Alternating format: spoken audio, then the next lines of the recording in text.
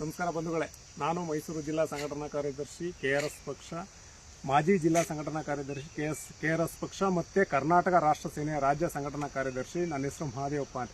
ಇಲ್ಲಿ ನಾನು ಈಗ ಲೈವ್ ಬಂದಿರತಕ್ಕಂಥ ಒಂದು ಉದ್ದೇಶ ಏನಪ್ಪ ಅಂತಂದರೆ, ಈ ಕಡೆ ಹಳೇಪುರದಿಂದ ಈ ಕಡೆ ಅರಳಿಕಟ್ಟೆಗೆ ಹೋಗುವಂಥ ದಾರಿ ಇದು ನಂಜನಗೂಡು ತಾಲೂಕಿಗೆ ಸಂಬಂಧಪಟ್ಟದ್ದು.